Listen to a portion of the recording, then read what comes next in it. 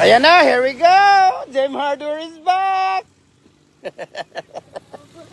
Kuya Joffrey is there, and Kuya Michael is there. Here we go! Ayan na mga idol. Papakita natin sa inyo kung paano natin ginagawa ang ating matting arts, ating dragon fruit post, at pins concrete post natin. Okay? So, ito po mga idol, no? Ayan. So tingnan nyo ng maigi mga idol, no? Paki-share yung live natin. At ito ay very informative video po ito para sa ating mga kababayan na gustong magnegosyo, gustong matutong gumawa ng pang DIY lang, no? Ginagamit lang sa bahay, no? Pambakod, sariling ano natin farm. Ayan. So this is a time that I have I'm going to share how to make our matting art, no? Sa ating pins concrete post at saka sa ating dragon fruit post, okay?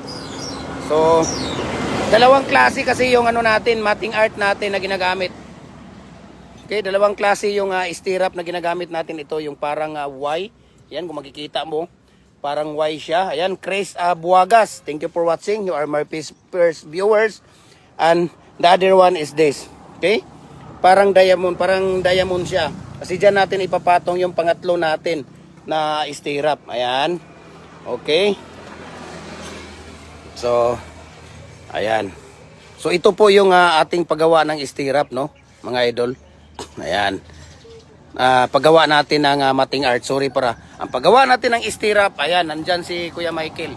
So yan po ang ginagawa ni Kuya Michael na stirrup, no. Tingnan niyo ng maigi kung paano niya ginagawa yung stirrup. Okay? Ayan. Diyan si Kuya Michael. So please share our live kung gusto ninyong makakatulong sa ating mga kababayan Luzon, Visayas, Mindanao, kahit sa ibang bansa, no?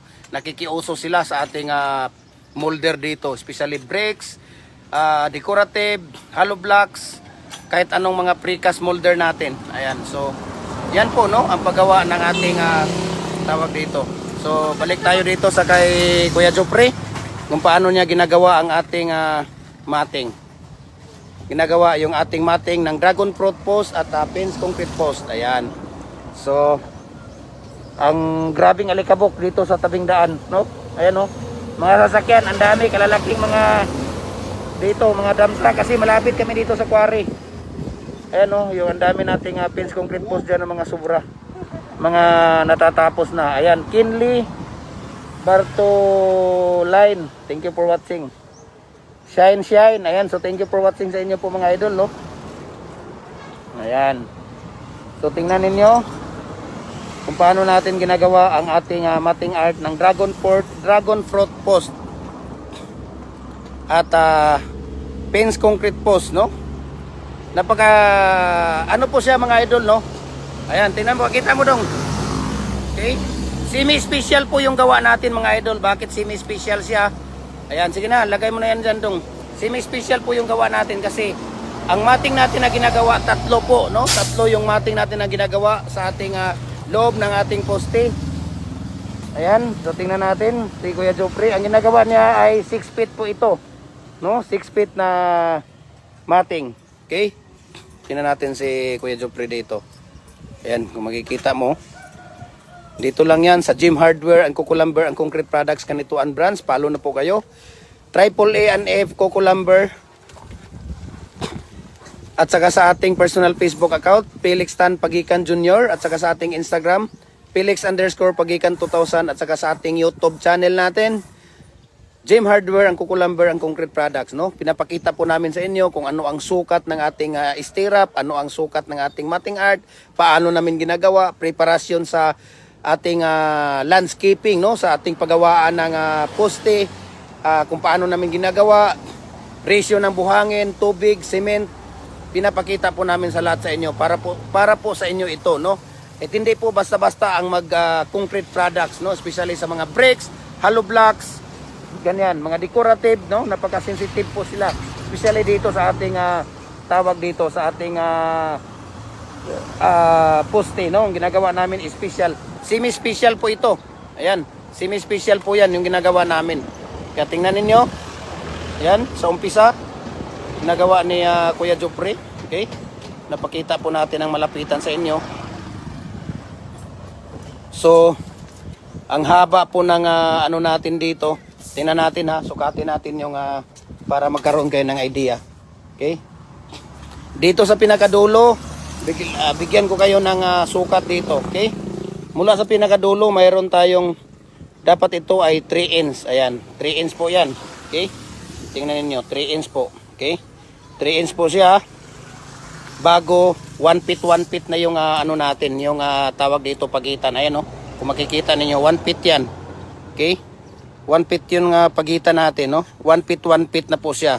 3 inches sa dulo, 1 feet po siya hanggang doon sa dulo. Okay? So tingnan natin dito sa dulo. Yan, pinapakita natin dito sa dulo kung ilang inches. So dito sa dulo, mayroon siyang naiiwan na 7 inches. Okay? Ito po yung ibabao natin, no? Ito po yung ibabao natin. Ayan, kung makikita ninyo yan dyan, yan po ay ibabao natin. Tingnan natin dito si Kuya Jopre, malapit na siyang matatapos dito. Ayan. So hindi po kagaya sa iba, no, na dalawa lang ang nilalagay nila na mating sa loob ng pins concrete post natin at saka sa dragon fruit post natin. So parang hindi po siya matibay, no? Kaya ang ginagawa natin, tatlo yung mating art natin, nun mo lagay yan. Yan ang ginagawa natin, okay? Hindi na gamito na. Taka ka lang na kayo mo una, ayan. So tingnan natin si Kuya Jopre dito sa paglalagay niya.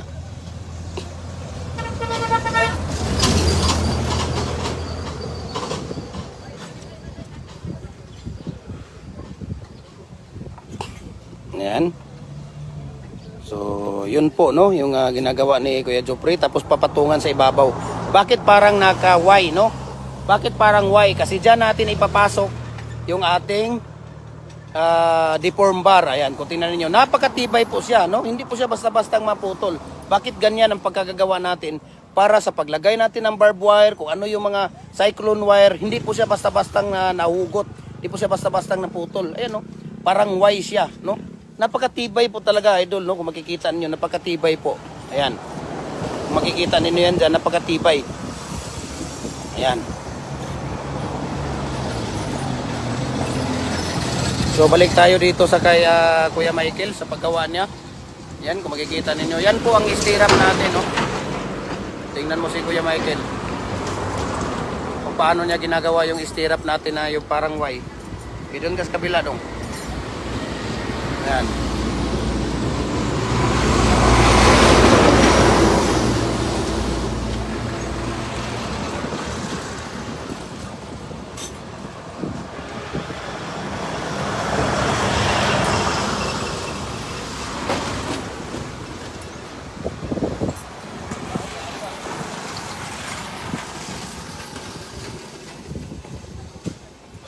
So ganun lang po, no, ang paggawa natin ng stirrup.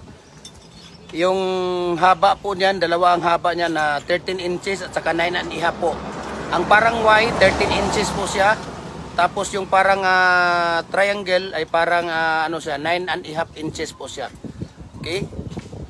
Ayan. So dito tayo sa kay Jopre. Tapos na po yung ano ni Kuya Jopre. So ganun lang po, kasimple mga idol, no? Ayan, natin dito ulit si Kuya Jopre.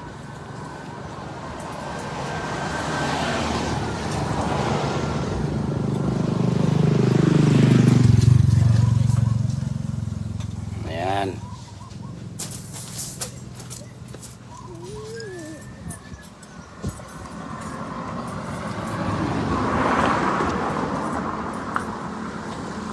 Ibutan dito ni. Kaya sa lansa mo.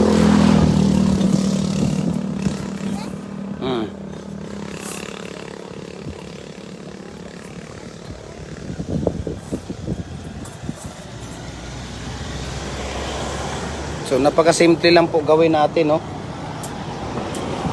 Nick, kunin mo yung upuan dyan, Nick. Kaya live natin yan, yung upuan, kunin mo. Kunin mo yan dyan. Ilagay mo dito banda. Oh. Okay. Tingnan natin yung paggawa ni Kuya Jopre dyan.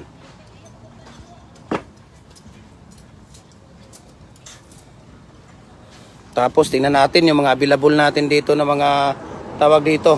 Yung ating mga brakes. Ayan, mayroon tayong muhon dyan. Makikita ninyo, ayan, muhon. Mayroon tayong donut, ayun, octagon. zigzag, mayroong L doon sa pinakadulo. Tapos S, Y, tapos ito paypay, octagon, hexagon. Is ka dyan, Nick? Tapos mayroon tayong candy dito. Mayroon tayong number 8, bar, lower, mayroon tayong L, ayan. So mayroon pa tayo dito mga hollow blocks, ayan. Number 6, commercial at saka standard. Number 5, number 4 na commercial at saka standard, double at saka single. Decorative natin. So ang dami nating mga ano dito, mga molders, no, mula concrete post. RCPC pipe culvert natin na molder, walang problema, nagko-customize tayo. Nagko-customize tayo ng ating tawag dito. Mula 6 inches hanggang 85 inches po yung ating RCPC culvert natin na molder.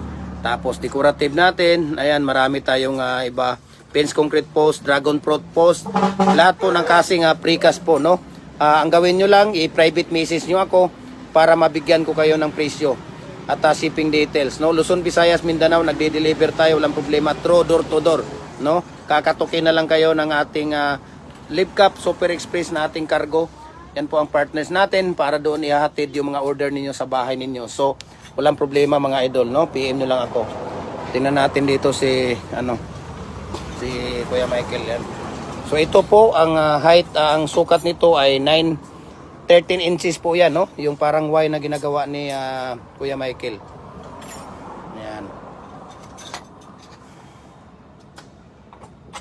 13 inches po ang sukat niyan, no. Yung isa, yung parang triangle, 9.5 inches po ang sukat niya. Okay?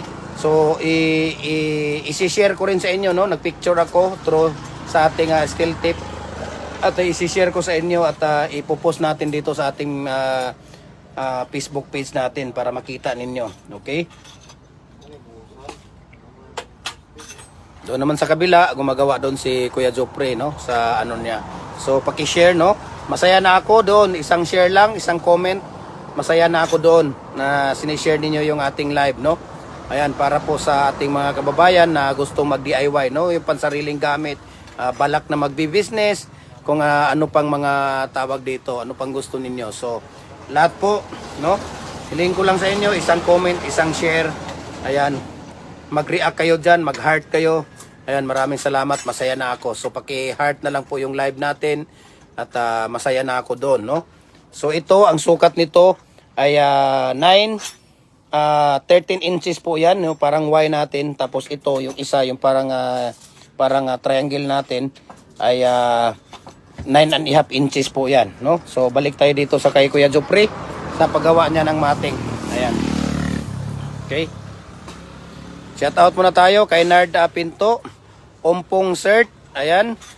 Kay Una Kalab, thank you for watching. Brohan Waja, Brigedo de la Cruz, Tansim Al Nayan, Manny Sokoko, Rinaldo Biong Ruiz, Emilia Jimenez, Ian Morena, Rolando Aranton Daro, Meiko Mendoza Domingo, ayan. GKJ Litson, ayan. So thank you for watching. Los Hope, Panpiloniere, Edgar Pahar, Shine, ayan. So thank you for watching sa inyo mga idol, no.